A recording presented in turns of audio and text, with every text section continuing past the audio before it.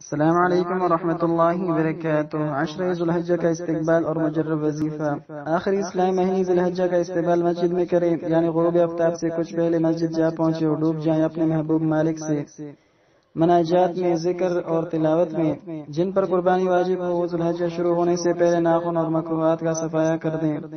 بھائیو، ذو الحجہ کے پہلے 10 دن اور راتیں بڑی قیمتی ہیں، ہو سکے تو ان دنوں روزوں کا اہتمام کریں اور گناہوں کو طلاق دے دیں۔ جن پر قربانی واجب نہیں ہو غم نہ کریں، فقیروں کا فقر ان کی قربانی ہے، اور مسکین سے اللہ تعالیٰ اور اس کے رسول صلی اللہ علیہ وسلم محبت فرماتے ہیں۔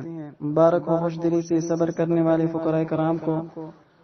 فقراء کی زکوٰۃ، صدقہ اور قربانی محبت کے لیے کہ یہ کلمات ہیں: سبحان اللہ والحمد للہ ولا الہ الا اللہ واللہ اکبر ولا حول ولا قوة الا باللہ العلی العظیم۔ تو ہمیں چاہیے کہ ہم زیادہ سے زیادہ جو ہے تو گناہوں کو جو ہے بالکل جو ہے طلاق دے دیں، اور ویسے بھی اپنے آپ کو گناہوں سے بچائیں، خاص طور پر ذو الحجہ کا مہینہ جب شروع ہو جائے، رمضان وغیرہ کی طرح یہ بھی جو ہے بہت ہی جو ہے محبت والا وظیفہ ہے، تو ہمیں مہینہ ہے، تو ہمیں چاہیے کہ ہم ان میں زیادہ سے زیادہ تلاوت، ذکر اور مناجات جو ہے مناجات میں مشغول رہیں۔